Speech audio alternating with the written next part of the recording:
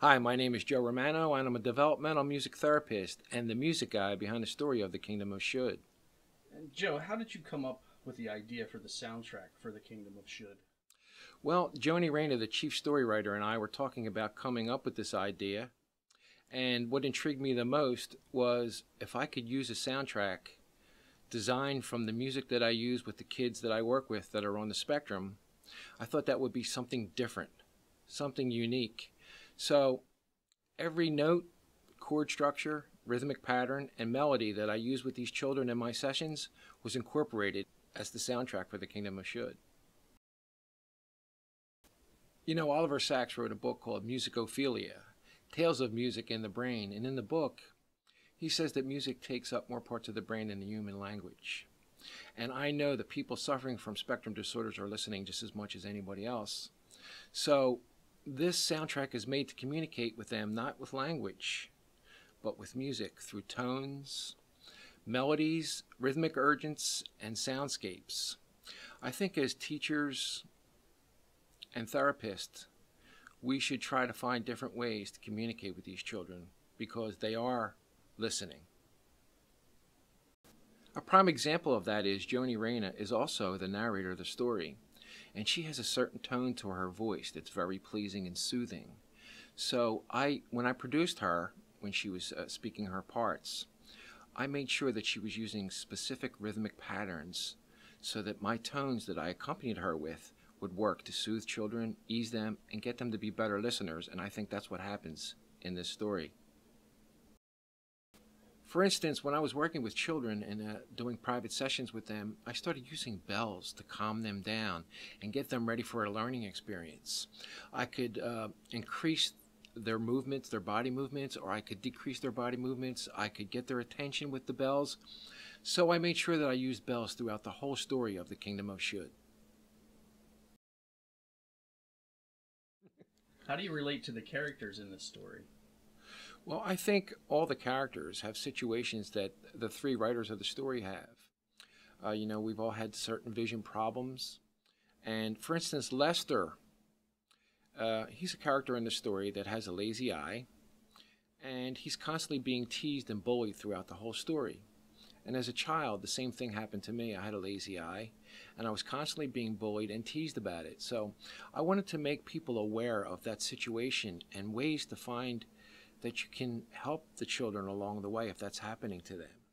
And I think that's what the story talks about. So the characters are kind of related to Joan Rayner, Steve Gallup, and myself. I think that really works through the whole story. So, Joe, why was vision training, and behavioral optometry so important to the story? Well, I think people that are suffering with spectrum disorders quite frequently have visual processing problems. And sometimes they can't tell you about those things. So that leads to frustrations and anxiety. So that's another reason why it was so important for me. The other thing is that I wanted to talk about in the story how it's so important to learn how to prioritize what you see, what you need to react to first, second, third, fourth, and fifth. And I think we talk a little bit about that. And the story reflects the situation that behavioral optometry can help your child with their brain and their eyes working together as a team. And can you tell us who were your influences in developmental music therapy? I think my influences have come from behavioral optometrists, actually, doctors that are actually working with children that are on the spectrum. I've been fortunate enough to be invited to some of their functions. They invited me to speak at 2 different Mid-Atlantic conferences on vision and the Skeffington Symposium on vision.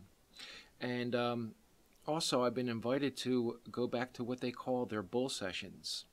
And so I'm around them quite frequently and I'm listening to what they have to say.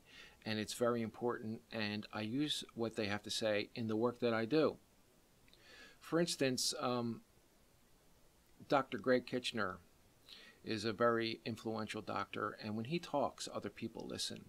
So I listen to what he has to say because this man is very bright and he knows what to do. Another influence that I've had is a Dr. Paul Harris. He's also a great trombone player, by the way. So we have a music connection there.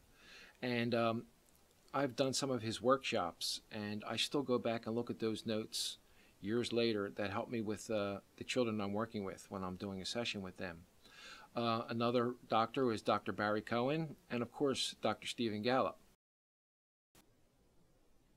There's a lady out there by the name of Patty Lemmer who has a book called Envisioning a Bright Future that has a lot of things in there that are really beneficial to families and children that are suffering from spectrum disorders.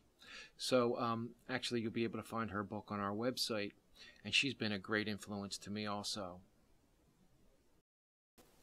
I'm really grateful to the Optometric Extension Program Foundation for including me in a lot of the things that they do. I'll be totally grateful for that. So Joe, you mentioned a sleep CD. Can you tell us something about that? Well, I noticed right away that people that are suffering with spectrum disorders have trouble sleeping at night. So I started working with the people that I work with as far as designing notes and rhythmic patterns and melodic structures that would help their breathing slow down and their heart rate to slow down.